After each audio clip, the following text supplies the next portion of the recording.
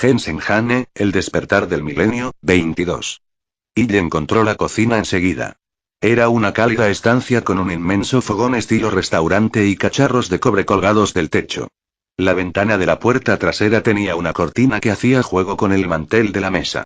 A Ille se le hizo la boca agua al pensar en los apetitosos platos que aquella cocina sugería. En la estantería había una foto. La miró y luego la cogió. Era la fotografía de una boda, la de Janovich, y en ella ya no se la veía joven. Ille la estudió con detenimiento. Había algo familiar en ella, miró alrededor y encontró correspondencia a nombre del doctor Tendir. Janovich se había casado con Tendir. Lo cual significaba que Tendir también vivía en aquella casa y Beauchet y él habían entrado sin saberlo siquiera. Su incompetencia era terrible. Ille se dispuso a buscar comida con más ganas que nunca de marcharse de allí. Cuando encontró la despensa vio que tenía una puerta de acero sólido. El interior era grande, equipado profesionalmente, y lleno de comida. Había hileras de verduras y sopas enlatadas, botes con alimentos deshidratados y, en una de las paredes, un gran recipiente cerrado al vacío. Dentro del cristal vio cajas de galletas, bollos y hogazas de pan. En el congelador había carne y más pan congelado. No había lugar a dudas. Janovich y Tendir se habían preparado bien. Por un instante, Ille se sintió tan atacado por el hambre y la codicia que no supo por dónde empezar. Abrió una caja de donuts que sacó del congelador y empezó a metérselos en la boca, fríos y helados. Mientras masticaba, miró lo demás, incapaz de decidirse. Después de desperdiciar unos preciosos segundos con la masticación y la confusión mental, vio un paquete de bolsas de basura y empezó a llenarlas de comida. Cuando Beauchet terminó de leer los objetivos del proyecto, unas gruesas lágrimas surcaron sus mejillas. No había mucho texto. La dificultad radicaba en asimilar lo que había allí más allá de las barreras que la razón no cesaba de poner en su camino hacia la comprensión. Las lágrimas eran una indicación de que, finalmente, lo había entendido. Retrocedió hasta la primera pantalla de opciones del cetro rojo, con los dedos tan entumecidos que apenas podía utilizar el ratón. Hizo clic en el botón del registro de miembros. Lo que apareció no fue una lista completa, sino una casilla en la que podía hacerse la búsqueda de un nombre. Beauchet maldijo en francés y utilizó palabras que no había usado desde sus años mozos, unas palabras 236 Hane Jensen El despertar del milenio que ya casi no conocía y que incluso le resultaron raras al oído. Le habría gustado leer toda la lista de miembros, pero al parecer no existía esa opción. Lo que sí podía hacer era averiguar lo que más le interesaba. Tecleó Donnelley y pulsó Enter. Al cabo de un segundo, apareció una entrada. Cardenal Brian Donnelley, Ciudad del Vaticano. Jefe de la Congregación Vaticana por las Causas de los Santos. Formación. Doctor en Filosofía / Teología, Oxford, 67. Doctor en Filosofía, Colegio Pontificio Norteamericano, Roma, Divinidad, 72. Estudios sobre seguridad, R.S., Historia nivel 3, Política nivel 4. Lugar de nacimiento. Drogheda, Irlanda. Número de canal preferente. 10.731,12301. Estatus. Incorporado en 1968, faja roja. Miembro del Consejo de Religión, miembro del Cuerpo Superior. Notas. Utilizar solamente el 12.301 para contactar con Donnelley. Beauchet hizo clic en cancelar. Se sentía presa de una negra ira. La pantalla de opciones del cetro rojo apareció en la pantalla y volvió a hacer clic en el registro de miembros. Con amargura, tecleó McLennan en el cajetín de búsqueda de dicha página. Cardenal John McLennan, Archidiócesis de Dublín, Irlanda. Arzobispo de la Diócesis de Irlanda. Formación. Doctor en Filosofía / Teología, Oxford, 66. Doctor en Filosofía por el Seminario All Hallows de Irlanda, Divinidad, 71. Estudios sobre seguridad, R.S., Historia nivel 3, Política nivel 4, Espionaje nivel 2. Lugar de nacimiento. Bray, Irlanda. Número de canal preferente. 9381. Estatus. Miembro desde 1967, faja dorada. Presidente del Consejo Religioso, miembro del Concilio Superior. «¡Hijos de puta!», dijo Beauchet con repugnancia. Dentro de la curia, Donnelley estaba tan romanizado que a Beauchet se le había olvidado que era irlandés. Y se había doctorado en Oxford un año después que McLennan. Seguro que McLennan lo había metido en aquello. Después, ambos habían elegido un seminario católico de la máxima categoría y su ascensión en el Vaticano había sido meteórica. ¿Por qué habían elegido el seminario? ¿Para infiltrar a la iglesia o porque el Vaticano estaba vinculado con el cetro rojo? ¿Había alguien más de Roma metido en aquello? Sin embargo, no tenía tiempo de averiguarlo. No tenía tiempo para introducir nombre tras nombre en los cajetines mientras los repasaba en su memoria. No obstante, tenía que asegurarse, al menos, de uno de ellos. 237. Hannah Jensen. El despertar del milenio volvió a la función de búsqueda del registro de miembros e introdujo la palabra carnesca. Miembro no encontrado. Cerró los ojos, agradecido. Gracias a Dios. Gracias a Dios. Al menos tenía un contacto en el que confiar. Hizo clic en el botón de retroceder para volver de nuevo a la pantalla de menú del proyecto Apocalipsis. Había una última cosa que quería saber, aunque habría dado lo que fuera para apartar aquel cáliz de su mano. Rezó para pedir fuerzas, pero la suya fue una plegaria vacía, hueca, porque la pantalla de los objetivos del proyecto todavía pesaba tanto en su corazón que le imposibilitaba creer en la existencia de un dios. Seleccionó fase 1. Cuando le dijo a él que no tenía necesidad de saber, le había mentido. Había algo que sí necesitaba saber. Ella tenía 2 bolsas de basura llenas de los mejores alimentos y, cuando iba a empezar con la tercera, le pareció oír algo. Se quedó helado. Sí, allí estaba, un sonido muy apagado y lento. Era el sonido de la llave que giraba en la cerradura de la puerta trasera. Vivió un instante de un terror tan mortal y primitivo que su vejiga soltó un momentáneo chorro caliente y se le cayó la bolsa de plástico vacía que tenía en las manos. Temblando de pies a cabeza, ella cerró la puerta de la despensa cuidando de que no se corriera el pestillo. Si se corría el pestillo, probablemente no podría salir de allí. Luego, cogió la pistola que había dejado sobre una estantería. La sostuvo a la altura de la oreja y oyó que su uña golpeaba ligeramente contra ella, como una señal de angustia en código Morse. Escuchó el crujido casi inaudible de la puerta trasera y luego le llegó el sonido de unos pasos en la cocina.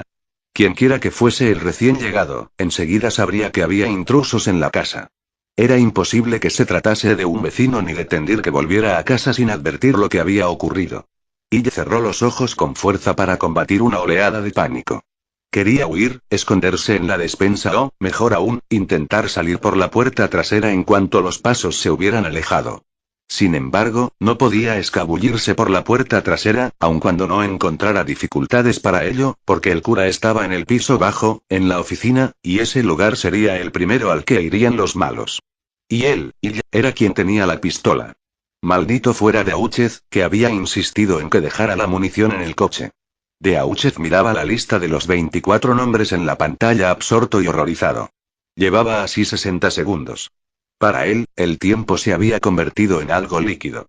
Su mente estaba muy lejos, corría a través de acontecimientos y conversaciones y significados para volver, siempre, a aquel campo horrible, a aquel ciprés maldito y repulsivo. Fue uno de esos. 238. Hannah Jensen. El despertar del milenio. Momentos de epifanía en los que se dice que la vida pasa ante los ojos de uno, toda entera, en el destello de un momento. Muchos científicos dudaban de que tal fenómeno fuera posible porque no tenían explicación para él. Quizá, sin embargo, si el modelo holográfico de Kratsky tenía alguna validez, podían plantearse la hipótesis de que el mecanismo de acceso que recuperaba pautas de interferencia almacenadas en el cerebro tuviese la capacidad de brillar en todas las pautas de memoria al mismo tiempo y sacarlas a la luz, no de una manera lineal, como trabaja casi siempre la mente consciente, sino como un cielo lleno de fuegos artificiales en el que todos los recuerdos se encendieran en un único y brillante destello. Después del primer estallido inducido por el shock, la mente de Beauchet podía haberse deslizado a ese lugar oscuro y temible que había esperado absorberlo y tragárselo desde su llegada a Santa Pelagia. Ese lugar del que, posiblemente, no había regreso. No obstante, los demonios fueron interceptados por algo que rompió la concentración de Beauchet, como un dardo que pinchara un globo. Volvió la cabeza de repente en dirección a las escaleras. Del vestíbulo del primer piso llegó un ruido amortiguado y una especie de gruñido, como el forcejeo de un perro que quisiera entrar. Su instinto de conservación se despertó de repente y Beauchet recordó dónde estaba y el terrible peligro que corrían. Solo pensar en ellos, pensar en que abrían la puerta y lo encontraban allá abajo, solo y vulnerable, iluminado por el brillo eléctrico de la pantalla, agarró lo más parecido a un arma que vio, corrió hasta el pie de la escalera y apagó las luces. Ella forcejeaba con un hombre. Tenía el voluminoso estómago clavado contra la espalda de él y los brazos alrededor en una llave de inmovilización que él no había practicado desde las clases de lucha del instituto. Se había asomado al vestíbulo y había visto una forma oscura que se movía hacia la puerta del despacho, había visto los pies que cruzaban el umbral al tiempo que obstaculizaban la luz que salía por la rendija. Entonces, ella había saltado sobre él, un acto realizado no tanto por valentía como por el temor de que si no pillaba desprevenido a aquel hijo de puta, estornudaría o pisaría una tabla suelta o haría cualquier cosa que delatase su presencia y el otro le pegaría un tiro. El hombre inmovilizado entre los brazos del reportero era de estatura mediana y constitución fuerte, pero resistió bien el peso de su asaltante. Se debatió con rabia y furia, retrocedió y echó a Hill de espalda contra la pared. Se tambaleó hacia adelante y hacia atrás y volvió a golpear al reportero. Hill resolló, pero aguantó, porque sabía que soltarlo significaba la muerte. Tenía la pistola en la mano derecha, pero daba lo mismo porque no poseía munición y su valor para asustar a un oponente de tal tamaño y en la oscuridad era más que cuestionable. Hill pasó la pierna izquierda alrededor de la pierna izquierda del hombre y tiró hacia atrás. El tipo se tambaleó para mantener el equilibrio, pero o era muy fuerte o los muslos de Hill eran débiles. No cayó al suelo. Intentó alzar el brazo derecho y Hill en parte intuyó y en parte supuso que su contrincante tenía una pistola. Hill movió su brazo derecho hacia abajo para inmovilizar por el codo el brazo derecho del 239 Hannegens en el despertar del milenio individuo. Hill alzó el brazo derecho y lo pasó por delante del cuello del hombre en una llave de cabeza. De ese modo, el brazo izquierdo del desconocido quedó libre y enseguida intentó pegar a Hill en el costado izquierdo, pero estaba en mala posición y los golpes no le dolieron. Hill adelantó más la pierna izquierda y apoyó todo su peso en el costado izquierdo del hombre para intentar derribarlo. A fin de conseguirlo, tensó más el brazo que le había pasado por el cuello. El periodista esperaba que, de un momento a otro, llegaran refuerzos y rescataran al tipo, pero no llegó nadie. El hombre, como un árbol que, al principio, se niega a reconocer que lo están arrancando de raíz, empezó a precipitarse hacia adelante. Hill vivió un momento de triunfo y entonces el hombre dejó de pegarle con la mano izquierda. De repente, el periodista vio que había pasado por alto una posibilidad y un movimiento extremadamente fatal. El hombre solo tenía que alargar el brazo y coger la pistola que tenía en la mano derecha con su izquierda y Hill no podría hacer nada por evitarlo. De repente se encendió la luz del vestíbulo. Los dos hombres enzarzados en la pelea parecían unos insectos que se apareasen bajo una piedra alzada con una palanca. Parpadearon ante el brillo repentino de la luz, con los rostros enrojecidos por la tensión, pero no se soltaron. Al parecer, tampoco habían visto al cura. Beauchet estaba en el umbral de la puerta del despacho, con la mano todavía en el interruptor.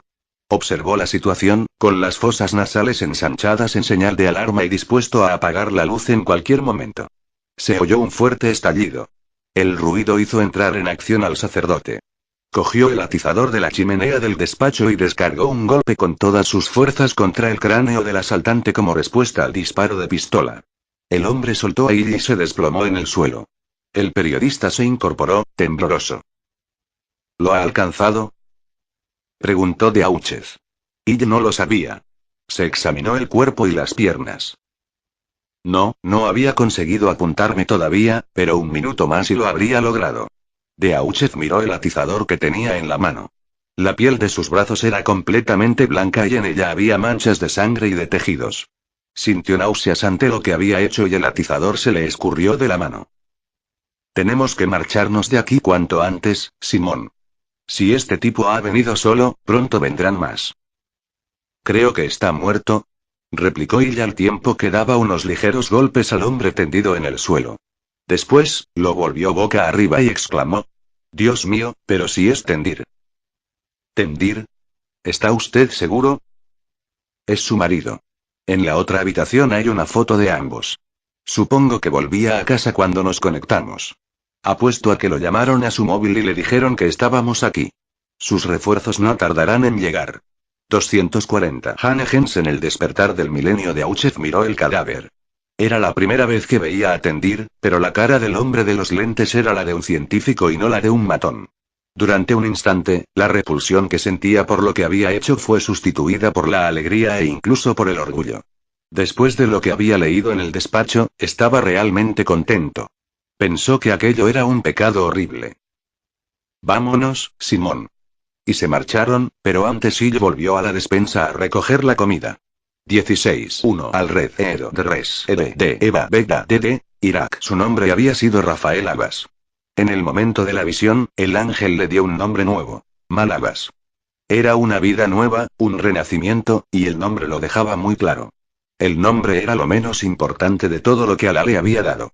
De joven, lo único que Rafael quería era convertirse en un hombre. No en un hombre cualquiera, sino en un hombre como su hermano mayor, que había luchado con las fuerzas de Hamas. Por Irak, decía su hermano, por el Corán. Decía que todo el Islam, todos los pueblos árabes estaban siendo aplastados por los judíos y sus aliados, los países de Occidente. Rafael había escuchado todo lo que su hermano decía con una fe incuestionable.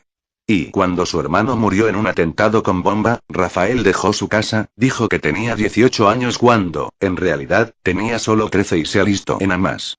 Desde entonces, había pasado de un grupo a otro. No encontraba ningún grupo que igualara su fervor y su impulso a actuar. En esos momentos sabía por qué.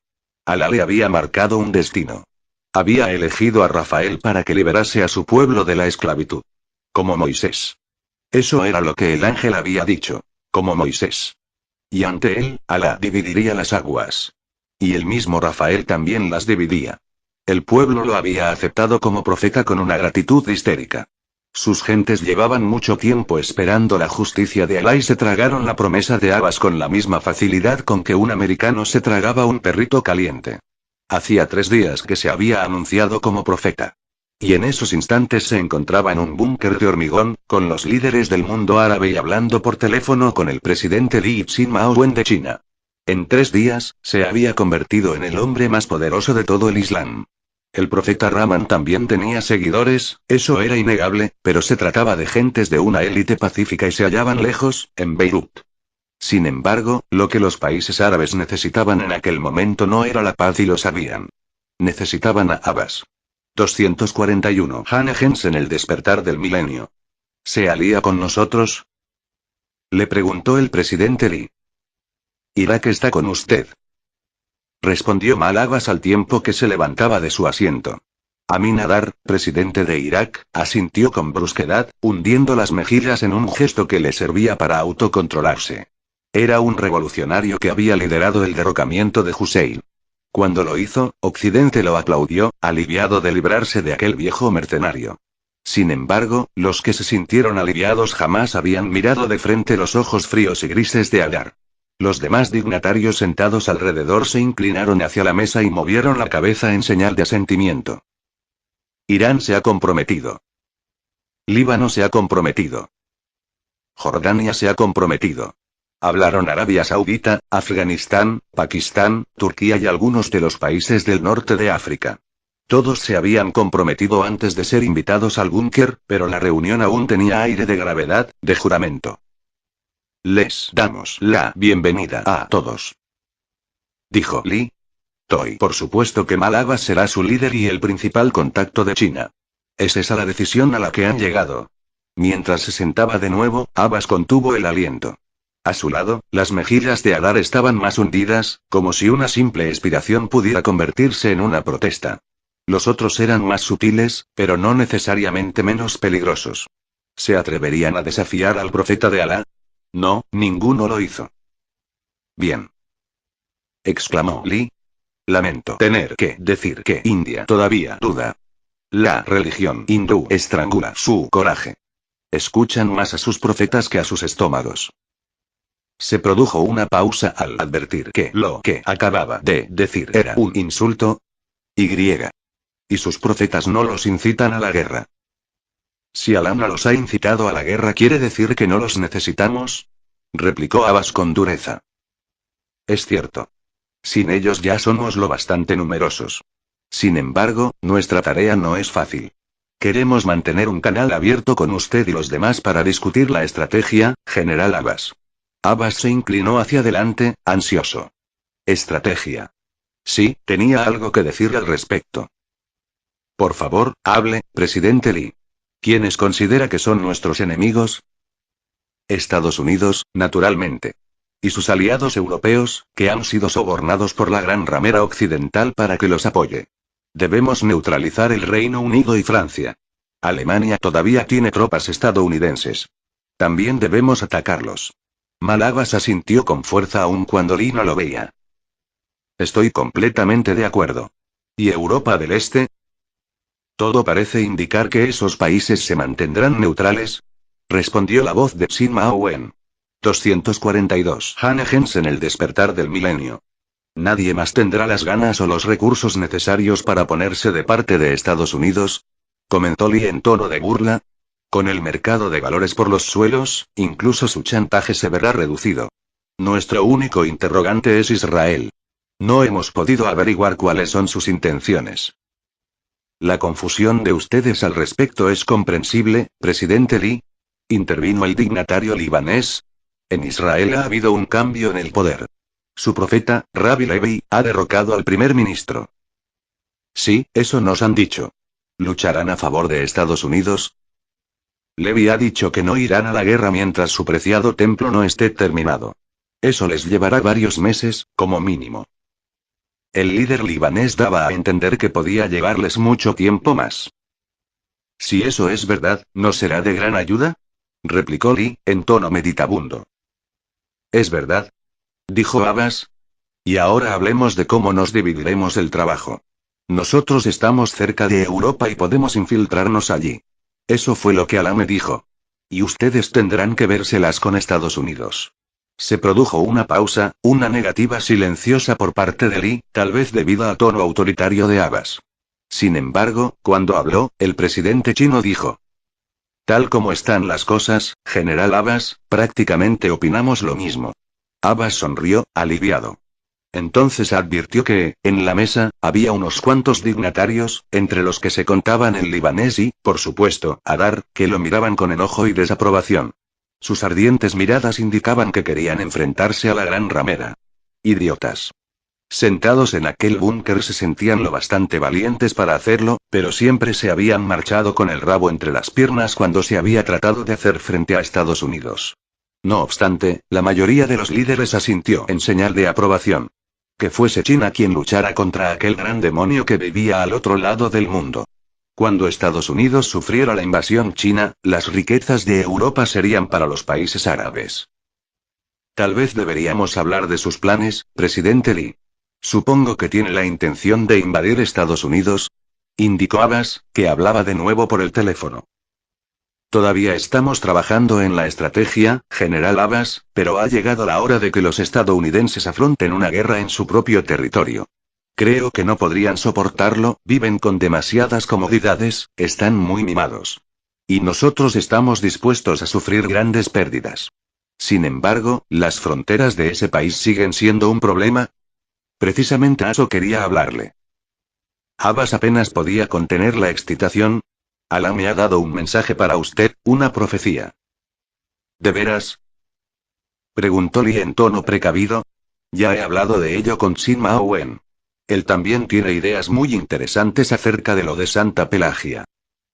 Sin embargo, interrumpió Wen con cortesía, también he pensado que nuestros hermanos orientales podían sernos muy útiles. Tal vez. 243. Hannegens en el despertar del milenio deberíamos permitir que el general Abbas nos comunicara sus pensamientos. Muy bien, estoy dispuesto a escuchar, dijo Lee en un tono un tanto antipático. Los hombres reunidos en el búnker miraron a Abbas con suspicacia. Como Lee, creían en las profecías hasta cierto punto. Gracias, presidente Lee. Tengo el día y la hora del ataque y la promesa del éxito. Alá ha dado su palabra de que estará con nosotros, que protegerá los ejércitos chinos con sus propias alas si usted se prepara según sus instrucciones. ¿Qué día y hora son? ¿Cuáles son esas instrucciones? Preguntó Lee, con frialdad. Le diré las palabras que me fueron transmitidas en Santa Pelagia, pero antes quiero hacerle una pregunta. Alá me dio dos profecías. La primera hace referencia a la invasión por parte de las tropas chinas. Y en cuanto a la segunda, ¿no podría usted obtener armamento de sus vecinos, los rusos? Seguro que quieren conservar su amistad. Tal vez sea posible. Por el tono de Lee, Abbas supo que era más que posible que Rusia ya se lo hubiera ofrecido. Supongamos que conseguimos esas armas, añadió Shin Mao Wen en tono respetuoso. ¿Para qué quiere que las utilicemos? Es poca la tecnología de los rusos que nosotros no tengamos, a excepción de sus misiles nucleares de largo alcance. Sin embargo, cualquier país que utilice armas atómicas contra América cometerá un suicidio. Abbas sintió una oleada de alegría, de regocijo, como un niño a punto de revelar un maravilloso secreto. Era él quien tenía las profecías. Solo él conocía la voluntad de Alá. Vivía un momento de poder absoluto, con China al otro lado del teléfono que esperaba pacientemente sus instrucciones, y los líderes del Islam sentados a sus pies. ¿No sugiero que las desplieguen ustedes?, dijo, con precaución, incapaz de reprimir una sonrisa de loco ante aquella broma. Se produjo una pausa durante la cual Li y Wen hablaron en voz baja en chino. Detrás de Abbas, Adar murmuró en voz baja y en tono furioso. Tendríamos que discutir la estrategia antes de hacer promesas a los chinos, General Abbas. Abbas se volvió para mirar a Adar. El revolucionario se había puesto en pie, con el ceño fruncido en aquella expresión de cólera tan propia de él. A Abbas aquella réplica lo sorprendió e interrumpió sus pensamientos. Fue como un jarro de agua fría. Sobresaltado, miró alrededor. Sí, todas las caras estaban con Adar.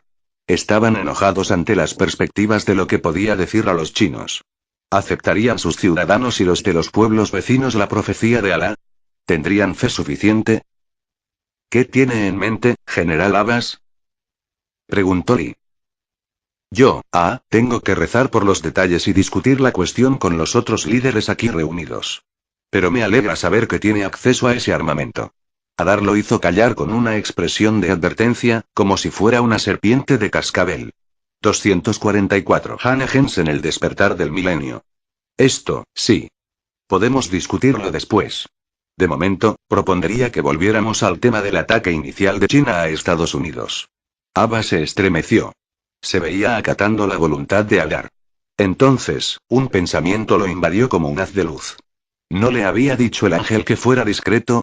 Sí, en aquel momento se acordaba.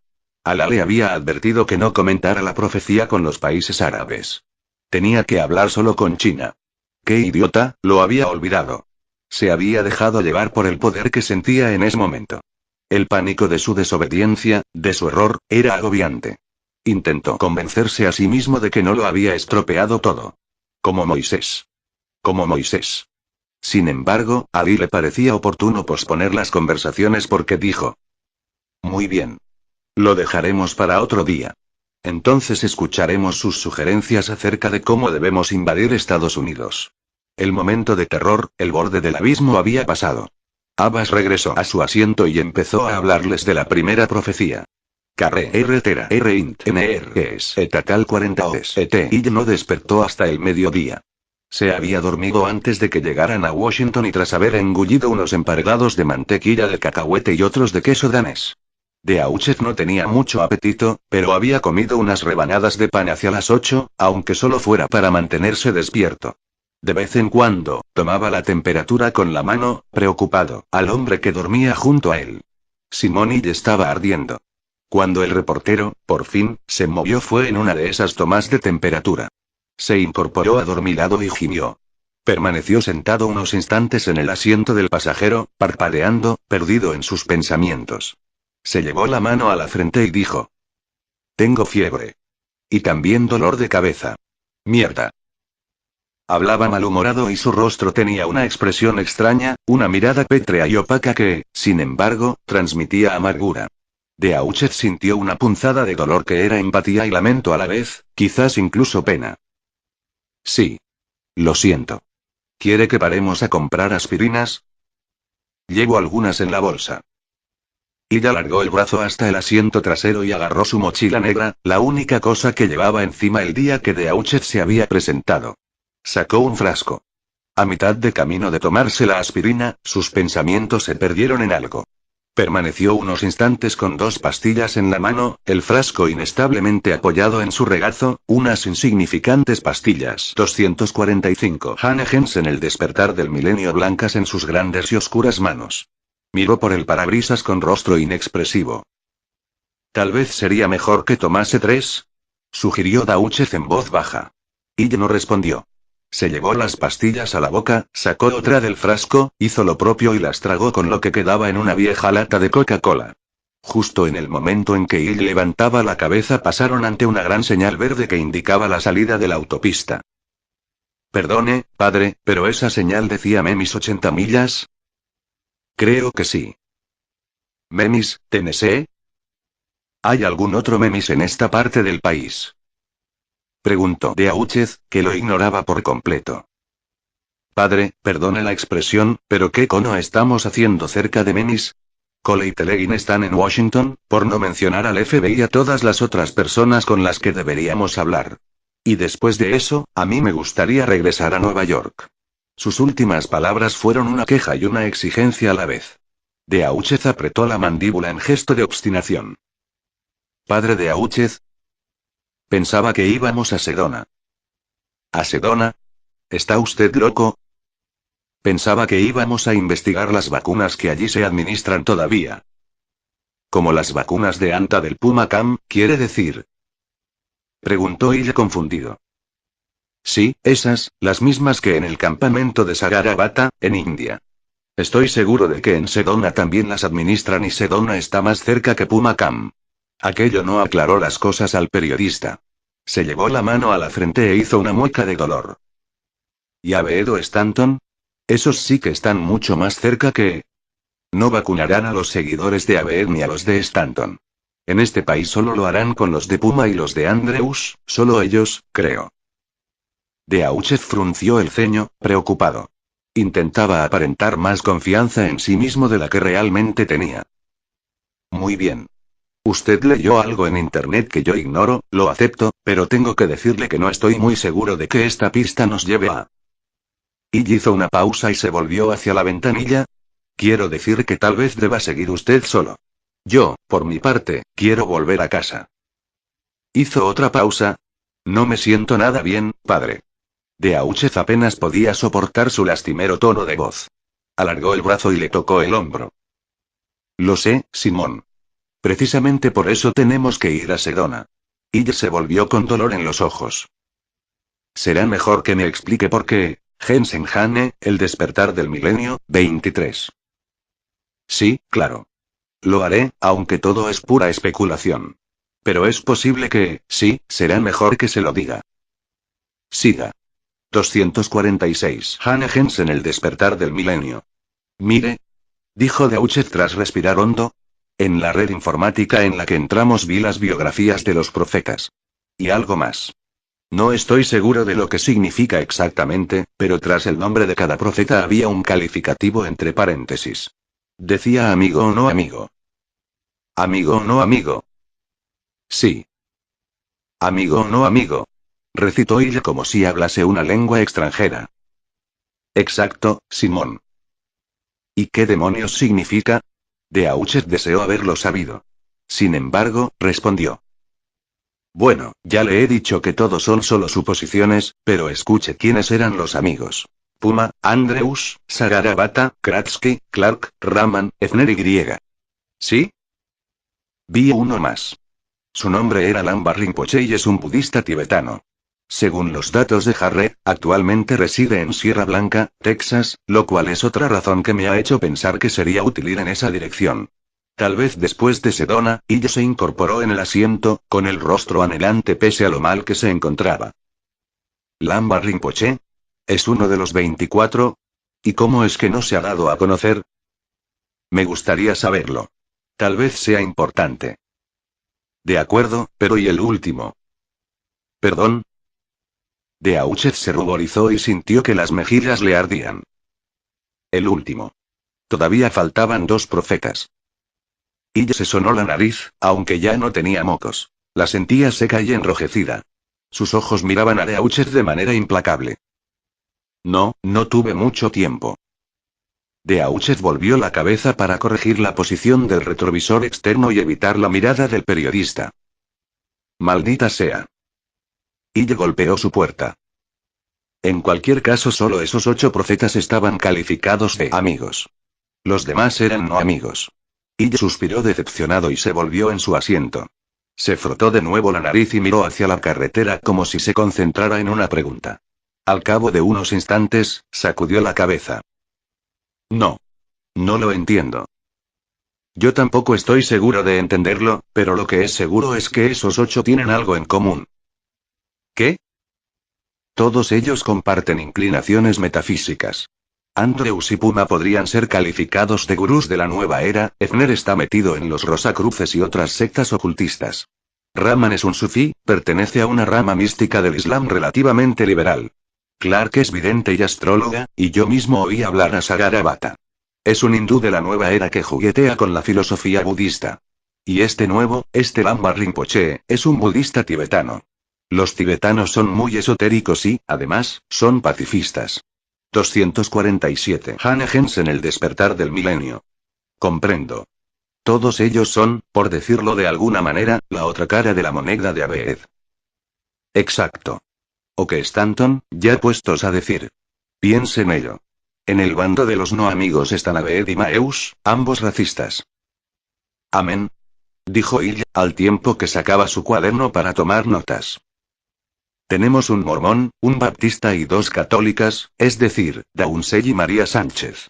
Sin Maowen es atípico dentro de su fe. Los taoístas tienden al esoterismo, pero ese hombre es un anarquista.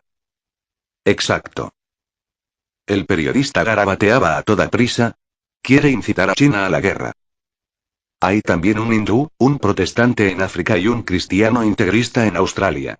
Timish es de la Iglesia Ortodoxa rusa. Levi es un judío ortodoxo, ¿ve por dónde voy? Ille se golpeó los dientes con la punta del lápiz. Sí, pero, ¿qué tiene que ver todo esto con las vacunas? Mire, Simón, solo es una suposición, pero, lo he pensado durante las últimas horas, mientras usted dormía. Creo que ese virus Santarém puede hacer más daño del que la gente imagina. Si eso es cierto, nuestra investigación acerca de la vacuna será crucial. Especialmente para usted, añadió mentalmente el sacerdote. Y lo miró a los ojos un buen rato. Cuando habló, lo hizo con una voz perfectamente controlada. ¿Quiere decirme que esas vacunas podrían ser el antídoto del Santarém? Beauchet asintió y miró al reportero el tiempo que pudo, pues estaba conduciendo, con una expresión optimista y de apoyo. Sin embargo, los ojos de Hill seguían extraviados. Pero, dijo. Pero puede que no sea eso.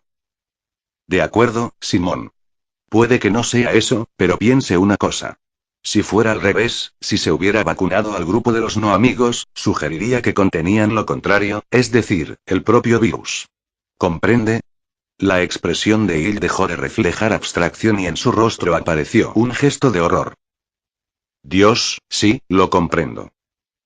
Al fin y al cabo, toda esta historia de los profetas, sí, han divulgado todo ese pánico apocalíptico y, además, lo han hecho de una manera efectiva. Pero ¿cuál es el objetivo de esa tontería de reunir a todos los creyentes? La hermana Daunsey en Londres, que congrega a todos los católicos de Irlanda, y Stanton en Kittatinny Mountain, y Andrews en Sedona. Tal vez sirvan a los fines del cetro rojo, ¿no? Y el único fin debe de ser reunirlos en campos adecuados y aislados era un pensamiento que no podía ni se atrevía a terminar. Y estaba a punto de desmayarse, con el bloc de notas olvidado en el regazo, pero sus ojos seguían brillando con aquella chispa periodística que los caracterizaba. Incluso en esos momentos seguía pensando en su reportaje, en su ídolo, que era la página impresa. Si tiene razón, dijo Hill, al tiempo que hacía un esfuerzo para pensar con coherencia. Si están dando vacunas contra el Santarém a todos los 248. Hannah Jensen, el despertar del milenio. Amigos, ¿eso implica que leyó sobre el virus en la red? ¿Tan peligroso es? No.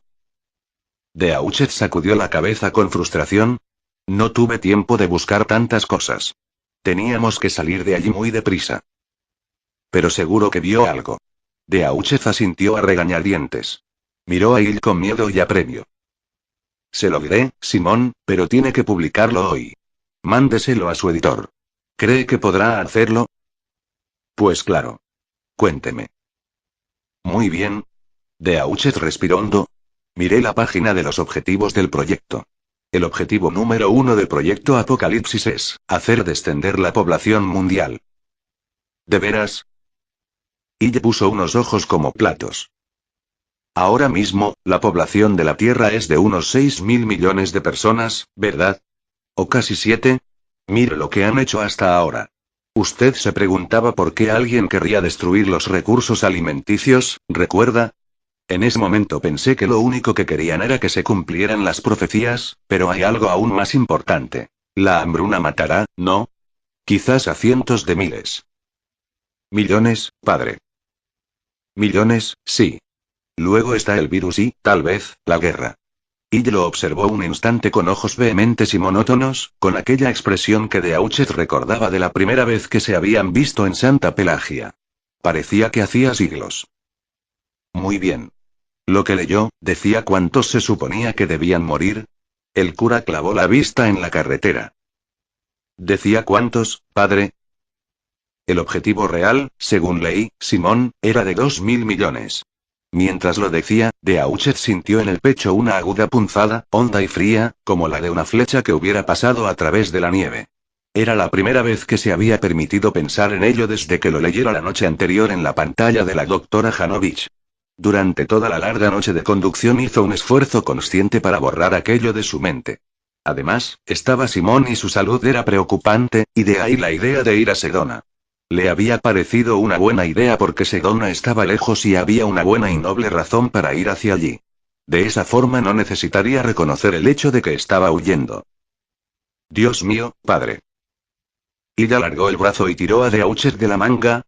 2.000 millones, ha dicho. Beauchet, sin embargo, tenía un nudo en la garganta y las palabras no le salían.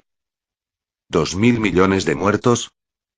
No, Simón, dijo el cura con voz entrecortada. 2.000 millones de supervivientes.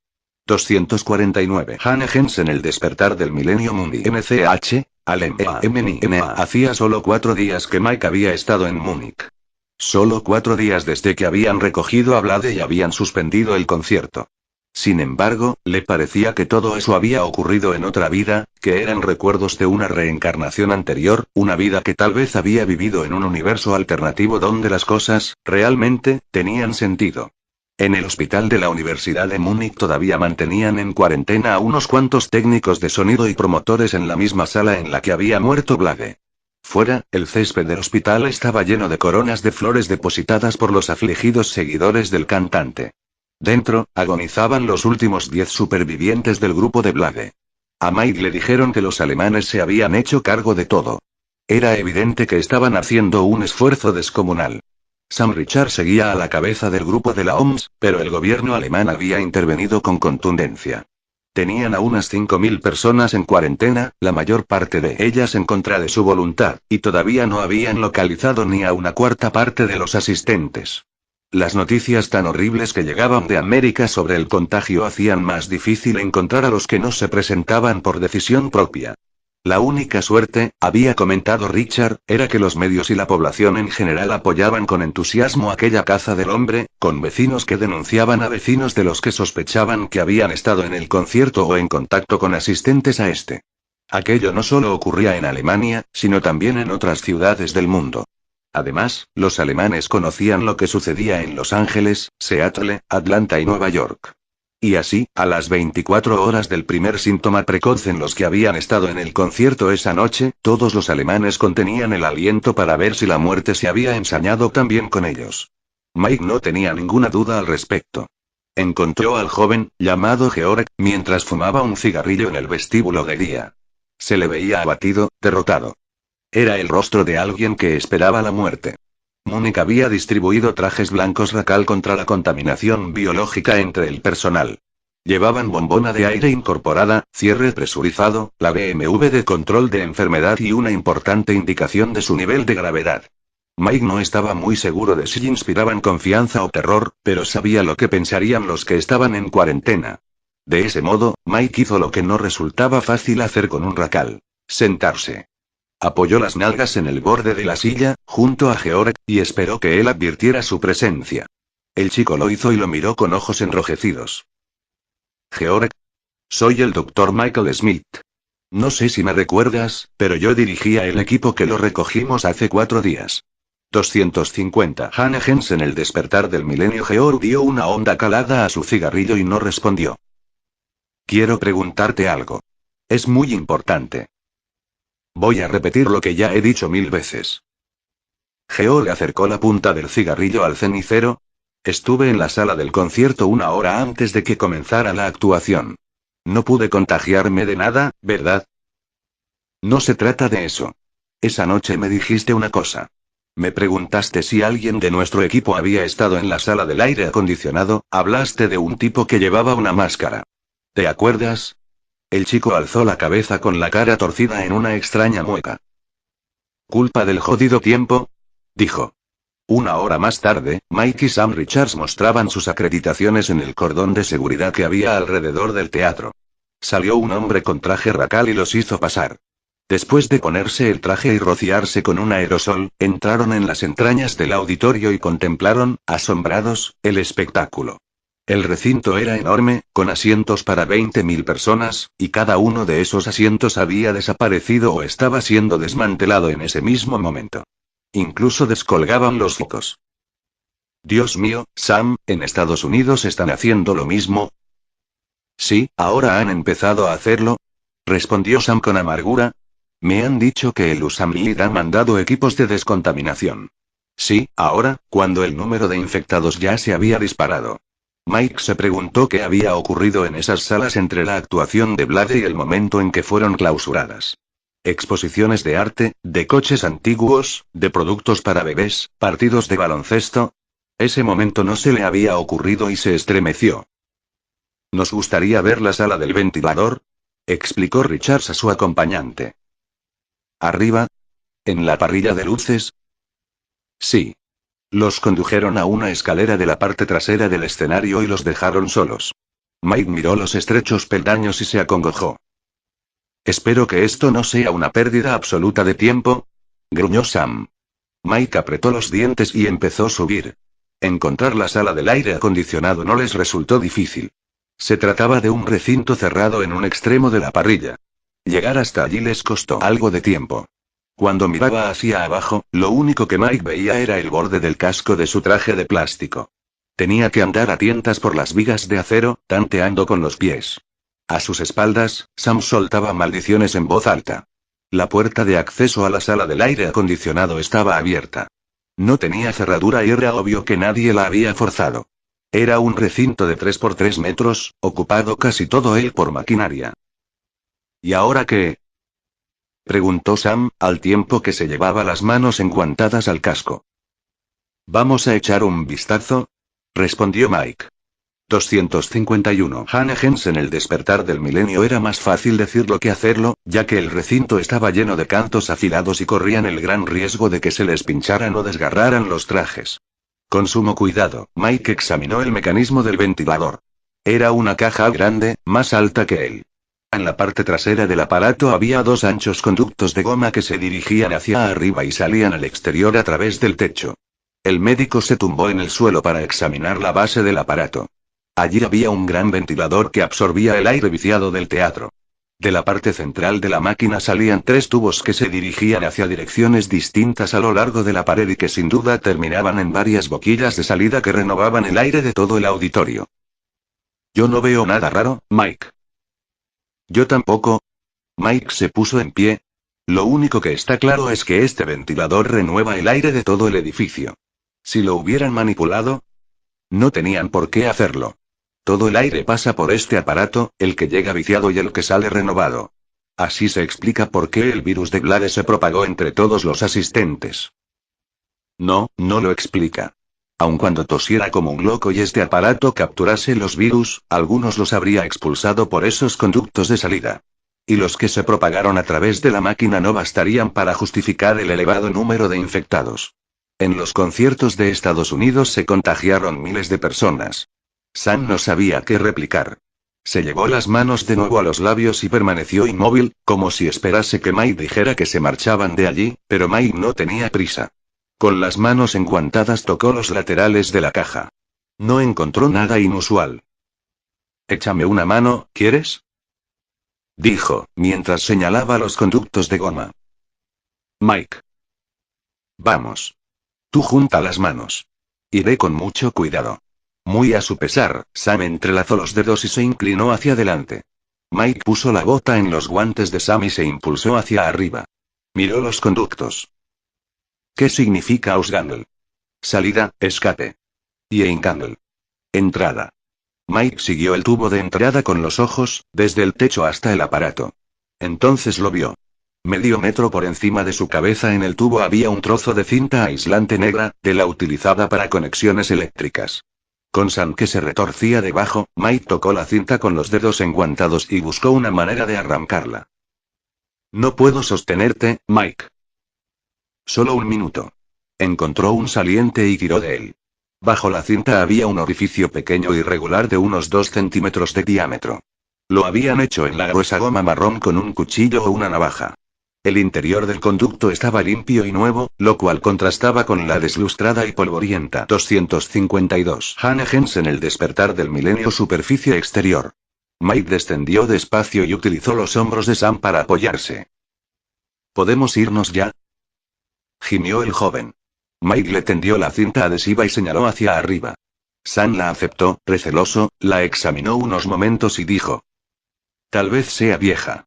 Sin embargo, su rostro, tras la máscara, se veía conmocionado. No es vieja. Mike, ¿has leído la prensa, últimamente?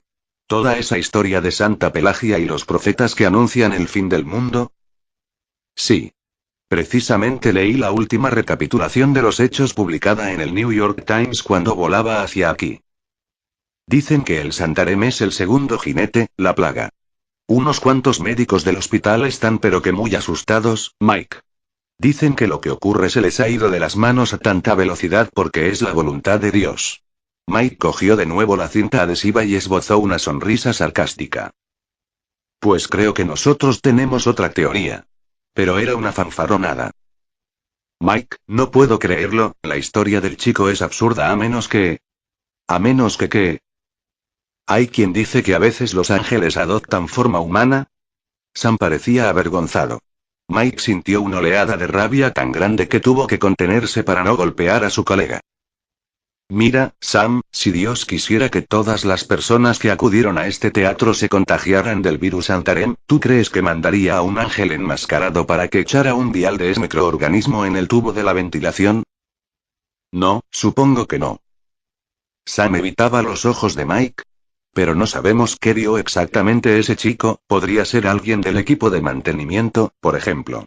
Y en cuanto al agujero de mantenimiento, completamente vestido de negro y con una máscara.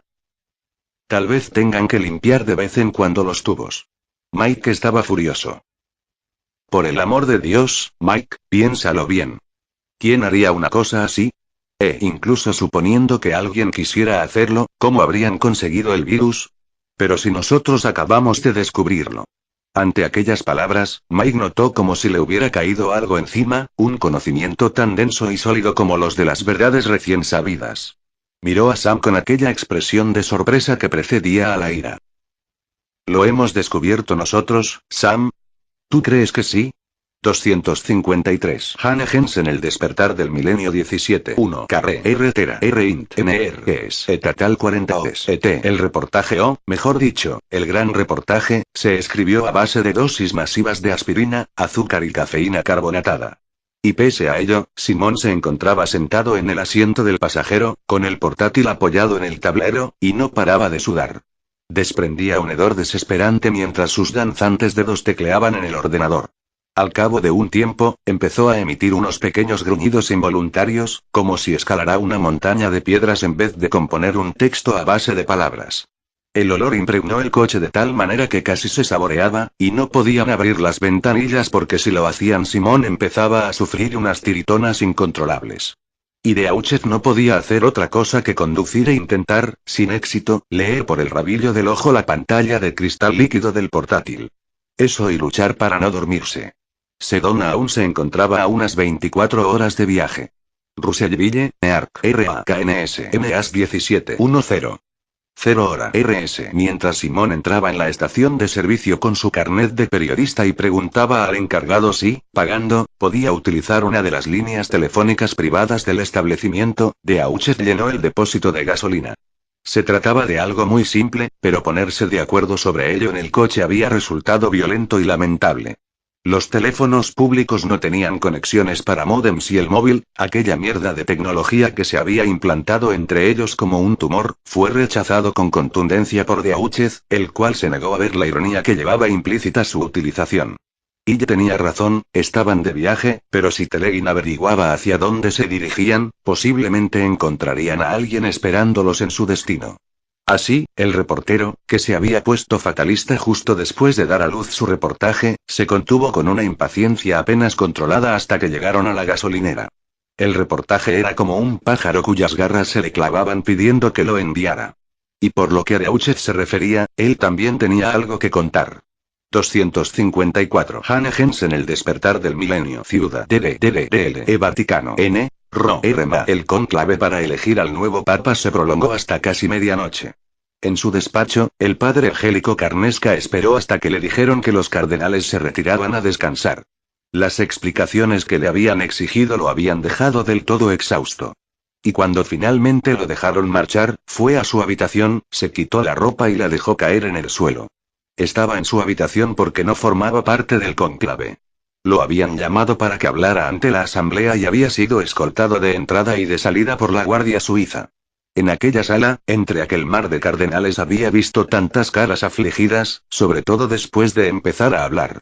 Cuando cerró los ojos para dormir, todavía las veía. A pesar del cansancio, le costó conciliar el sueño. Poco después de la 1 de la madrugada sonó el teléfono e interrumpió su primer sueño profundo. Medio dormido y lleno de frustración, cogió el aparato y, por una vez, deseó no haber tenido el privilegio de contar con una línea privada en su habitación, un privilegio del que disfrutaba debido a su cargo de Relaciones Públicas de la Biblioteca Vaticana. Era una persona que tenía que ser accesible al clero de todo el planeta. ¿Aquí Carnasca? Consiguió articular. Soy Deuchez, dijo la voz al otro lado del hilo, que siguió hablando. Tras haber escuchado un par de frases, Carnesca estaba totalmente despierto. 10 minutos más tarde, cuando hubo escuchado todo aquel torbellino de información, estaba sentado en la cama, tenso como una vara. En la oscuridad, su ojo malo parpadeó de manera incontrolada. Colgó el teléfono e intentó pensar qué había que hacer. Si Deuchez no estaba loco, aquella información era vital para el cónclave y el próximo papa tenía que saberla. Pero Deuchez no parecía estar loco, al menos no más loco de lo que estaría cualquiera, en sus circunstancias, si toda aquella historia era verdad. Y, por otro lado, no era deber de Carnesca juzgar las noticias del cura, era deber de los cardenales. ¿Sería cierto? ¿Podía ser verdad? Una parte de él quería sentirse alborozado ante aquella idea. Si Deuchez estaba en lo cierto, para él sería un gran alivio. Y, sin embargo, no acababa de creérselo del todo, no comprendía por completo las implicaciones de aquello. Porque si lo sucedido no era obra de Dios, sino del hombre, entonces, ¿qué? ¿Qué pasaría? Y los cardenales McLennan y Donnelly implicados, aquello era demasiado. Intentó serenarse, abstraerse de los detalles y concentrarse en la comunicación del relato. Después de darle muchas vueltas, trazó un plan de acción. Aquella misma noche reuniría a un grupo de cardenales de confianza y lo discutiría todo con ellos. Deuchez lo había advertido de la existencia de espías y de intrusos, pero él conocía a unos pocos hombres en los que podía confiar. Tenía que hablar con alguien, alguien que lo aconsejara y lo apoyara. A la mañana siguiente, cuando volviera a aparecer ante el cónclave, no lo haría solo. 255 Hanegens en el despertar del milenio. Carnesca se levantó y se vistió despacio. Seguía exhausto, pero por encima del cansancio sentía una mareante ansiedad y las manos le temblaban. ¿Cómo entraría en el cónclave sin que nadie lo citase a comparecer?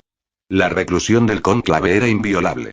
Pero él, Carnasca, no era un desconocido en el Vaticano. Hablaría con Mistanza, jefe de la policía del Vaticano, la vigilancia. Conocía bien a Mistanza y era él quien lo había escoltado el día anterior, cuando lo citaron. Le diría que tenía noticias urgentes e importantes para uno de los cardenales, tal vez para el cardenal Talbot. ¿Lo aceptaría Mistanza? Carnesca pensó que sí si conseguía que lo viera por completo desesperado, pero eso no era difícil. Mistanza pensaría que eran noticias de algún nuevo desastre y, en cierto modo, así era. Carnesca se arrodilló junto a la cama y rezó para pedir orientación, fuerza y sabiduría. Luego, salió de la habitación. Nueva York. Cuando sonó el teléfono, Ralph Beaumont estaba en su despacho. Ralph. Soy yo, Simón. Ya era hora, maldita sea. Beaumont se puso en pie y se acercó a la ventana de su despacho que daba a la sala de redacción. Casi todas las mesas estaban abandonadas. ¿Se puede saber dónde demonios estás? Eso no importa. Mira, ahora mismo voy a mandarte un reportaje por email.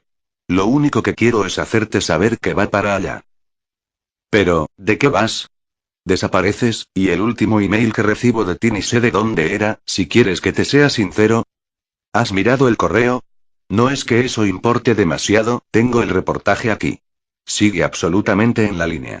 He visto las pruebas con mis propios ojos. Tienes que publicarlo. Mañana. En portada. Lo publicaré, maldita sea. Pero vuelve ahora mismo. Sí. De todos modos, sácale todo el jugo que puedas. ¿Cómo estás? ¿Dónde estás? Se produjo una pausa. Estoy bastante enfermo. ¿Sí? Preguntó Beaumont en voz baja. Bueno, eso complica las cosas, pero no me sorprende en absoluto. Los otros también. Toda la redacción. El maldito Kevin, que fue al concierto de Nueva York. Lo sé. Anoche murió, Simón. Dios. 256. Hannah Jensen, el despertar del milenio. Casi todos los demás están en el hospital. Mierda. La voz de Hill se quebró. Ralph lo oyó aclararse la garganta al otro lado de la línea. Y. ¿Y cómo es que no te han puesto en cuarentena? En esta ciudad tienen tantas cosas que hacer que a nadie le preocupa lo que le ocurra a un pobre editor de periódicos. ¿Te encuentras bien? Preguntó Hill con voz esperanzada. Funcionó. Te oigo bien. Estoy bien. Dijo Beaumont con rudeza. Mira, chico, ¿por qué no me dices dónde estás? Mandaré a alguien a buscarte. Ya tengo a alguien. ¿Llamaste al FBI, Ralph? Sé que todo esto te va a sonar a chifladura, pero no tienes ni idea de lo que está ocurriendo. Es una macroconspiración, todo ello. Bueno, ya lo leerás, pero dime, ¿hablaste con el FBI? Sí. Les dije lo que tú me habías contado. Bien, ¿les mandarás el reportaje en cuanto lo tengas? Sí, seguro. No te preocupes. Gracias. Ille parecía muy aliviado. Se produjo un momento de extraño silencio. ¿Ese alguien, todavía estás con el cura? Sí. Mira, será mejor que cuelgue.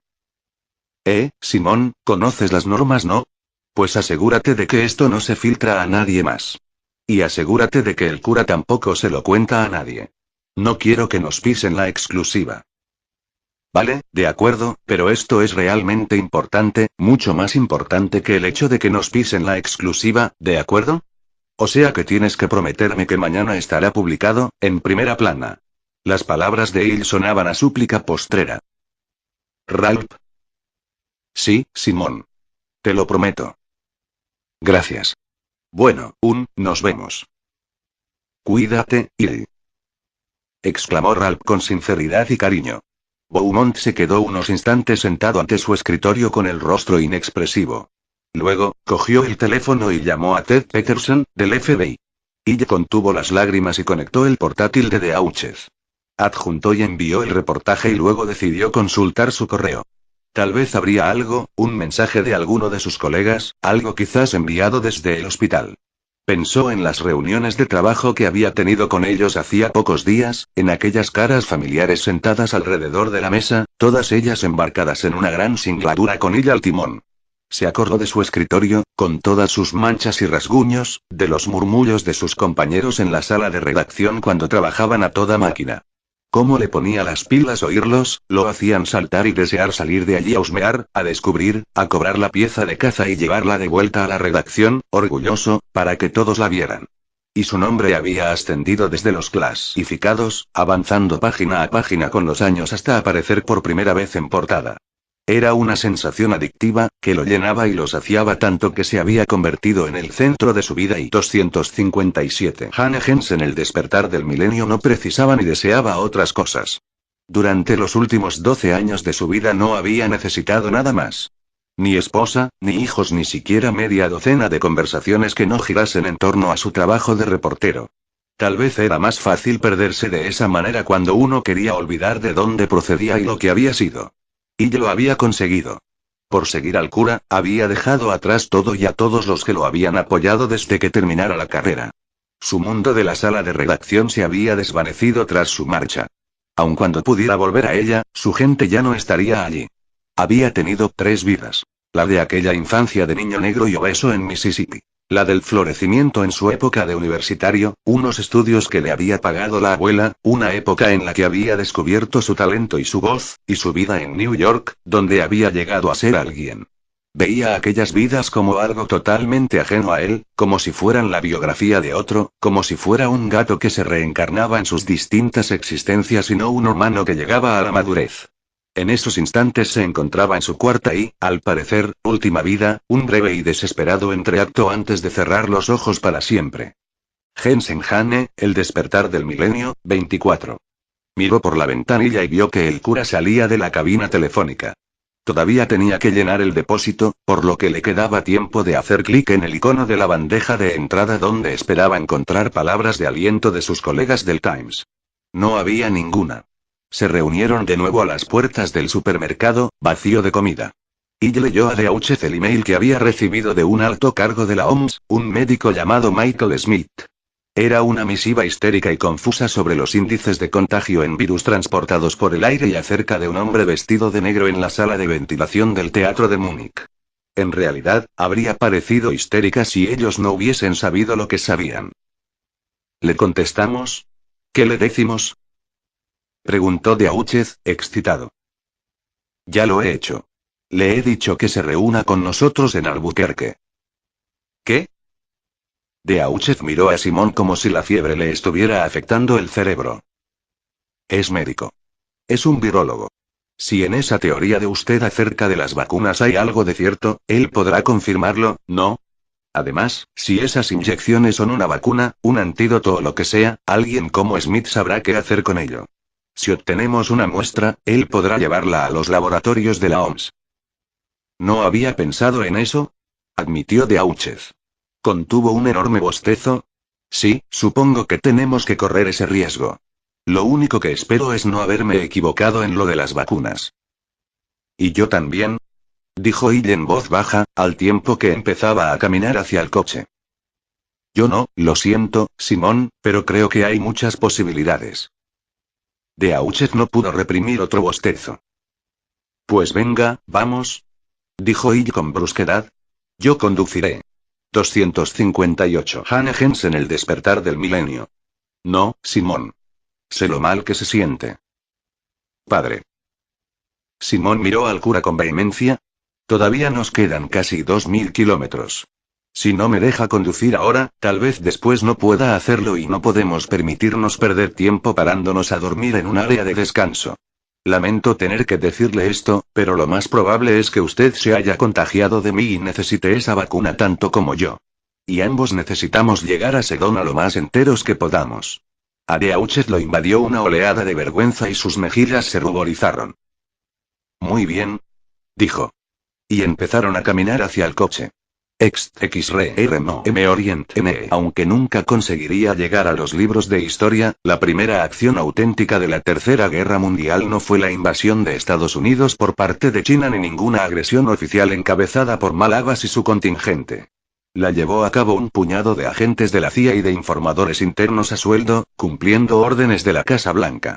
Cole decidió el momento oportuno para realizar la acción. Si iban a actuar, tenían que hacerlo de inmediato. Si esperaban un día más, tal vez no podrían contar con el ejército porque posiblemente estaría inmovilizado en algún sitio o embarcado hacia su destino, por no hablar de que cada vez resultaba más difícil entrar o salir de determinados países. Por tanto, no debía perderse tiempo en discusiones oficiales. Mientras el general Grant ponía a trabajar a sus chicos en la cuestión logística, el portavoz de la Casa Blanca se reunía en privado con el presidente, con Cole y con el vicepresidente. Accedió al plan con aire de muda conmoción. Aceptó que el Congreso no debía ser informado de él, lo cual lo alegró porque ahorraría a los otros representantes una terrible carga de complicidad. Por su aspecto, se diría que jamás volvería de dormir tranquilo. Por los canales habituales, los 12 agentes recibieron, a hurtadillas, sendos dispositivos. Los dispositivos eran unos cilindros de acero de unos 15 centímetros de diámetro y 30 de altura. Los había creado un departamento del ejército especializado en armas bioquímicas. Cuando se activaban, la parte superior del cilindro se elevaba y aparecían unos orificios por donde salía una neblina que se dispersaba del mismo modo que si fuera lanzada con un aerosol, lo cual garantizaba su correcta propagación en el aire. Cada uno de aquellos cilindros contenía 100 centímetros cúbicos de suero sanguíneo amarillo obtenido de los pacientes contagiados por el virus Antarem. Con los 12 dispositivos se hizo lo siguiente. 259 Hanegens en el despertar del milenio 4 fueron detonados en las pobladas calles de las capitales de Irán, Irak, Libia y Jordania. 3 fueron detonados en los mercados del Cairo, Argel y Calcuta. 2 lo fueron en los inmensos aeropuertos de Shanghái y de Cantón. 2 más fueron detonados en enclaves militares estratégicos de China. Un bar frecuentado por soldados a la entrada del campamento de Nanjing y un pequeño restaurante de comidas preparadas que abastecía a la mitad de los soldados acuartelados en Changsha.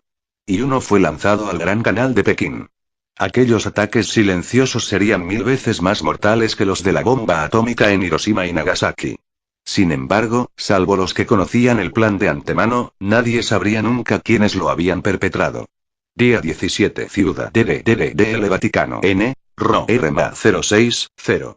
0 hora RS. Cuando empezaron a tocar las campanas, casi todos los reunidos en el cónclave se encontraban entregados a sus abluciones matutinas. Las campanas no solo sonaron más temprano de lo acostumbrado, sino que, además, su llamada era insistente e interminable. El cardenal Brian Donnelly esperaba esas campanas, ya vestido y sentado en la cama de la habitación que, temporalmente, ocupaba en la Capilla Sixtina.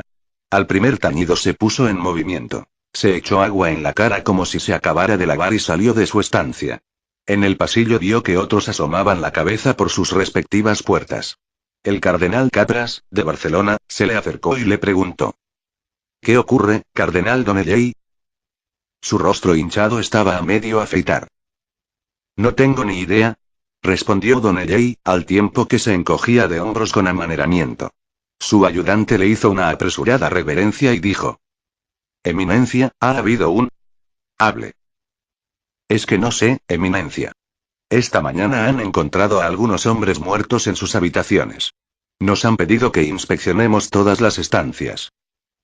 Muertos. Repitió Capras, al tiempo que se santiguaba. Donnelly también se santiguó y empezó a recorrer el pasillo. Había sido una noche de auténtico horror, de un horror implacable, y se sentía exhausto. Los cardenales, algunos de los cuales conocía bien y otros no eran más que nombres en su lista privada de filiaciones, se arremolinaban por todas partes. Donnelly oyó la palabra plaga entre susurros. A su paso, 260 Hanegens en el despertar del milenio. Algunos le hicieron preguntas y él repitió sus negativas, una y otra vez, como San Pedro, y siguió adelante. Capras fue tras él como un monaguillo. Doblaron una esquina y vieron a un grupo de hombres congregados ante una puerta cerrada. Eran cardenales, con sus capelos rojos, sus caras maduras o ancianas, gordos y delgados, todos con aire preocupado. También había unos cuantos secretarios, enviados probablemente por sus superiores para que se informasen. Junto a la puerta había un oficial de la vigilancia. ¿Está dentro el cardenal Intiglieta?, le preguntó Donnelly. Sí, respondió, respetuoso, el oficial. Intiglieta era el camarlengo, el jefe de la administración mientras el trono papal estuviera vacante y el presidente del cónclave. En unos 5 o 6 años más, quizás el propio Donnelly podría haber ocupado aquel cargo, pero no habría otros 5 o 6 años. Por eso Donnelly se había ganado la amistad de Intiglieta como compañero de la curia. Intiglieta se había mostrado de lo más cooperador. Entonces, ¿entraré a verlo?, dijo Donnelly al tiempo que abría la puerta. El oficial se mostró vacilante, pero no lo detuvo. La vigilancia no solía desobedecer a los miembros de la curia. Donnelly cerró la puerta en las mismísimas narices del preocupado Capras. Dentro había unos 5 hombres que también parecían acabados de llegar. Y por los cálculos que hizo Donnelly tenía que ser así. Si estaba en lo cierto, hacía exactamente 7 minutos que se había descubierto el primer cadáver. El doctor Barciento, uno de los médicos más respetados del Vaticano, examinaba el cuerpo que yacía en la cama. En la habitación estaban también el capitán Mistanza, jefe de la vigilancia, 2 de sus oficiales y el cardenal Intiglieta. Intiglietta era un italiano delgado de cabellos plateados. Sostenía un pañuelo ante la nariz y saludó a Donnelley con la cabeza, con aire agradecido. El cadáver era el del cardenal Francesco Marconi, que tenía la mirada clavada en el techo y la boca de un color azul eléctrico. Mistanza hizo una reverencia a Donnelley y le dedicó una apenada sonrisa. Eminencia, me temo que hemos precintado la habitación para realizar las investigaciones. Quería ofrecer mis servicios al cardenal Intiglietta. Sí, ¿está bien?, dijo Intiglietta. ¿No es el Santarém?, dijo Barciento, al tiempo que se incorporaba. Parece veneno. Veneno, exclamó Donnelley con convincente sorpresa. El corazón le latía con fuerza y tenía la piel pegajosa de miedo, todo lo cual se añadía a su actuación. Eso creo, aunque es difícil saberlo sin una autopsia. Y son las autoridades vaticanas quienes tendrán que realizarla. Donnelley se preguntó dónde estaría McLennan. Cuanto antes llegase, mejor. He oído que hay otros muertos, dijo a Intiglietta. Este asintió, todavía conmocionado. 261. Hannah en el despertar del milenio. Sí, Eminencia, dijo Mistanza. Esta mañana hemos encontrado 4. Seguimos registrando las habitaciones. Y el servicio secreto y la guardia están peinando la zona. ¿Quiénes son los otros muertos? Mistanza sacó un bloc de notas para consultarlo, pero Intiglietta ya tenía los nombres en la punta de la lengua. El cardenal Gafin, de Portugal. El cardenal Simpson, de Estados Unidos, y el cardenal Talbot y el padre Carnesca del Vaticano, dijo con voz compungida.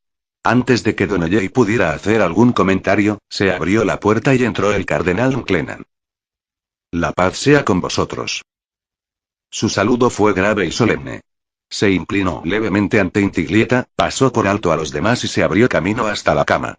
Mistanza miró a Intiglietta con la boca abierta, dispuesto a protestar, pero Intiglietta lo hizo desistir con un gesto de la mano. Esta Intiglietta respetaba a McLennan. Aquel hombre era un león irlandés, un guerrero, y se había mostrado muy activo y poderoso en las sesiones del cónclave. McLennan se hizo con el dominio de la situación. Se inclinó sobre el cadáver y cerró los ojos de Marconi. Subió la sábana hasta taparle el rostro ante la mirada preocupada del doctor Barciento. No toque nada, por favor, suplicó Mistanza, inseguro de su autoridad. McLennan hizo caso omiso de él y, volviéndose hacia Intiglietta, dijo: Hay que discutir esto. ¿Qué quiere decir?, preguntó Mistanza. Esto. McLennan señaló el cuerpo con la mano. ¿Se detectó anoche la presencia de algún intruso, capitán? No, no vimos nada, ni el servicio secreto ni la guardia suiza. Tampoco vimos actividades inusuales alrededor del recinto. El doctor Barciento acaba de mencionar la necesidad de una autopsia. Intervino Donnelley con precaución. Sospecha que se trata de un envenenamiento. Parece imposible, exclamó Intiglietta. McLennan asintió, con rostro serio y pensativo. Con todo mi respeto, cardenal Intiglietta, dijo. Podría sugerirle que el capitán Mistanza se encargue de la investigación y que esta noticia no salga del Vaticano. Era una propuesta audaz y todo el mundo se sorprendió. Barciento fue el primero en hablar. Con el debido respeto, eminencias, pero no contamos con el equipamiento necesario para realizar pruebas forenses del todo fiables.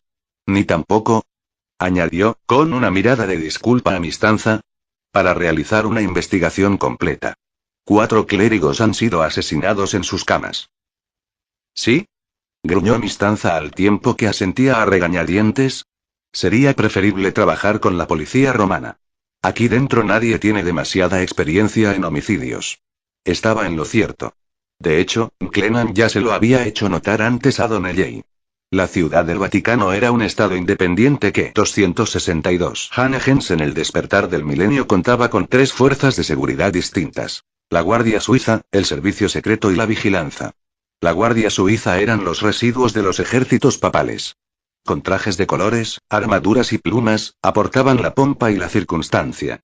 Como los soldados de la Torre de Londres, su función era vigilar el territorio del Vaticano y defender al Papa de los ataques, pero, básicamente, orientaban a los turistas y posaban para las fotos de estos. La vigilancia era la fuerza policial de la ciudad-estado, pequeña en número, y acostumbrada a poner multas de tráfico y a detener a ladrones y carteristas. El servicio secreto protegía al Papa. Ninguno de esos tres grupos podía realizar una investigación adecuada aunque, teóricamente, era tarea de la vigilancia. Intiglieta asentía para mostrar su acuerdo con Mistanza, pero se volvió a Mclennan y le preguntó. ¿Cuáles son sus razones, cardenal? Si notificamos estas muertes a las autoridades exteriores, caerán sobre nosotros en manada, con lo cual se romperá nuestra reclusión y nos harán exigencias que retrasarán seriamente el cónclave. No podemos permitirnos ninguna pérdida de tiempo. El cónclave tiene que llegar a un voto de mayoría en los próximos días. Usted sabe que lo que digo es cierto. No nos pueden interrumpir. Es cierto. Estamos en la fase más crítica, dijo Intiglieta, despacio. Pero no creo que esa decisión esté en nuestras manos. Las muertes son trágicas y muy dolorosas, pero si las afrontamos de la manera debida, no tienen por qué repercutir en el cónclave. No obstante, insistió Barciento, hay que hacer una investigación cualificada. La policía investigará, dijo Mclennan en tono conciliador. Lo único que hago es sugerir que sea nuestra policía la que realice las pesquisas. Cuando conozcan todos los datos tal vez estén de acuerdo en que podemos afrontar el caso dentro de nuestra propia sociedad. Si lo hacemos, evitaremos el impacto en el cónclave y que la prensa divulgue la noticia. En un momento como este, en que millones de almas necesitan desesperadamente la fe, un escándalo de esta magnitud en el Vaticano tendría un efecto devastador. Donnelley asintió con solemnidad, como si fuera la primera vez que lo oyese y acabase de convencerse de ello. Tenía el corazón en un puño. ¿Tiene informaciones que comunicarnos, cardenal Mclennan? Preguntó Intiglieta con cortesía. Me temo que sí, respondió el cardenal tras un afligido suspiro. Creo que nuestros pobres hermanos se suicidaron. Dios se apiade de ellos. ¿Suicidio? Intiglieta se había quedado pasmado. ¿Por qué unos hombres como estos cometerían un pecado así, sobre todo en este momento? El apocalipsis fue lo que los impulsó a hacerlo, porque las señales recientes son prueba del regreso inminente de nuestro Señor, prueba del apocalipsis de San Juan y prueba, por tanto, de la inviolabilidad de todas las palabras de las Sagradas Escrituras, incluidas las que describen lo que aguarda a los pecadores. 263. Hanegens en el despertar del milenio. Intiglieta pensó en aquellas palabras con el ceño fruncido. Mistanza se santiguó, pálido de miedo. Era un buen católico y, al parecer, no estaba al día de lo que ocurría en el resto del mundo. Continúe, por favor, cardenal Mclennan, dijo Donnelley. Ayer, prosiguió Mclennan con un rostro que era la imagen del dolor. El padre Carnesca me abordó con una pregunta de lo más extraña. Quería saber qué pecados eran imperdonables. ¿Podía Dios perdonar algo que era parte de la mismísima naturaleza de una persona? Aun cuando esa persona se arrepintiera, quería saber, ¿era un pecado que permanecía en ella, en su interior, incluso momentos después del acto de contrición? ¿Sabe a qué se refería? Le preguntó Intiglieta. No, pero se mostraba muy agitado. Ahora veo que tenía que haber hablado con él largo y tendido. Supuse que era una pregunta retórica, pero queda claro que hablaba de su propio pecado, de su propia naturaleza. Su suicidio pesará en mi conciencia el resto de mis días. ¿Quiere decir que Carnesca era homosexual? Inquirió Intiglieta en voz baja. No puedo creerlo. A decir verdad, intervino Donnelley. Yo había oído rumores al respecto, pero, como es natural, no había hecho caso. De todas formas, ¿no es un poco tarde para preocuparnos por los pecados del padre Carnesca? Aunque nunca lo sepamos, Dios sí lo sabe. Lo que sí me consta es que Carnesca estaba convencido de que el apocalipsis era inminente y tenía un hondo conocimiento de los horrores que estaban por llegar. Ahora que lo pienso, últimamente parecía muy inquieto. Con todos los problemas que estamos afrontando, no pude ocuparme de investigar sobre eso. ¿Y los otros tres? Preguntó el doctor Barciento, al tiempo que sacudía la cabeza, preocupado. También ellos debían de tener sus razones para querer escapar del juicio final. Como si eso fuera posible. Concluyó Mclennan con vehemencia. Pero yo conocía muy bien al cardenal Gazin. Era un hombre muy agradable y sincero, protestó Intiglieta. Eminencia. Clennan le lanzó una mirada ceñuda. Usted y yo somos lo bastante mayores para saber que se puede conocer a un hombre durante años y nunca imaginar lo que acecha en su corazón. Intiglieta hizo girar su gran anillo en el dedo con los ojos distantes. Tal vez recordaba a Gacín, Marconi y Carnesca cenando juntos, cosa que hacían a menudo. ¿Sí? Admitió despacio. Eso es del todo cierto. Si fue un suicidio pactado, las investigaciones lo revelarán. Intervino Mistanza. Sí, pero ¿qué investigaciones? Clennan se acercó a Intiglieta y le puso una mano sobre el hombro. De no haber provenido del cardenal irlandés, aquel gesto paternal hacia un hombre de tan alto rango como el camarlengo habría sido absurdo. ¿Cree que podremos justificar una investigación interna? Como mínimo, el capitán Mistanza puede reunir las pruebas y preparar un informe preliminar. Luego, dentro de unas semanas, si es que se nos conceden unas semanas y si Mistanza lo cree necesario, podemos considerar la posibilidad de emprender alguna acción. 264 Hanegens en el despertar del milenio. ¿Y la autopsia? Preguntó Barciento, pero en su tono se captaba ya que se daba por vencido. ¿Usted dijo que creía que era un envenenamiento? Clennan se volvió hacia él. Sí, pero... ¿y se ha encontrado veneno? Sí. Intervino Mistanza, con un brillo de excitación en los ojos. Lo hemos encontrado, en la habitación del padre Carnasca, una botella de vino, 4 vasos y un frasco vacío de estricnina. ¡Ah! Exclamó Clennan, como si ya todo estuviera resuelto. Tal vez alguien los envenenó deliberadamente. Intervino Barciento, enrojecido. ¿Quién? El tono de Clennan era desdeñoso e increpante. El cónclave está aislado. Solo permanecemos aquí los miembros del Colegio de Cardenales, algunos secretarios y el personal auxiliar. Y el capitán, aquí presente, ya ha comprobado que el recinto no ha sido violado. ¿No puede pensar que uno de los nuestros? No terminó. Era demasiado descabellado.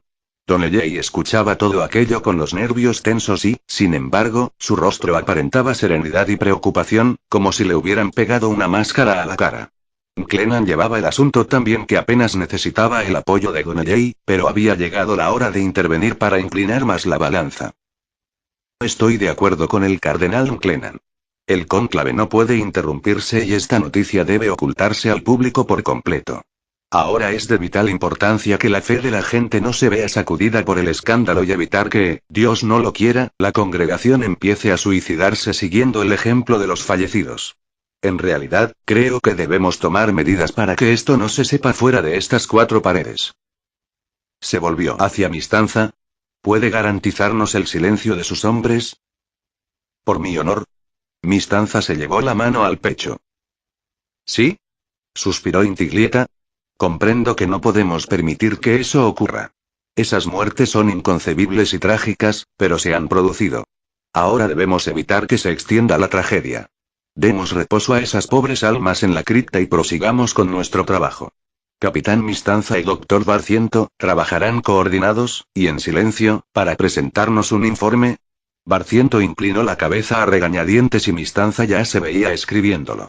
Media hora más tarde, Clennan y Donnelly se reunían en privado en la habitación de este último, para tomar el desayuno que les habían servido. Hasta Clennan se veía exhausto y viejo. Donnelly pensaba, aturdido, que tenía que cambiarse de ropa antes de que el cónclave se congregase de nuevo. Tenía el hábito manchado de sudor y el capelo mojado. ¿Nos hemos salvado por los pelos?, dijo airado Clennan para romper el silencio. 265 Hanegens en el despertar del milenio. Lo sé. Donnelly se miraba las manos sobre la mesa. Si no llega a ser por el cardenal Evans. El cardenal Evans se hizo amigo de Carnesca porque se lo dije. Yo sabía que Carnesca estaba muy unido a Deuchez. Sí, pero ha sido una suerte que Carnesca cooperase. Si anoche no hubiera despertado a Evans. Pero lo hizo. No fue al primero que despertó. Dijo, furioso, Clennan en voz baja.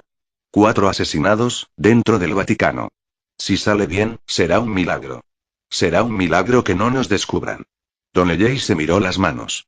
Las tenía a cada lado del plato y casi veía que los dedos le sangraban y manchaban la brillante clara del huevo frito del desayuno. Era terrible que se hubiese producido una crisis como aquella en esos momentos. El cónclave seguía recluido.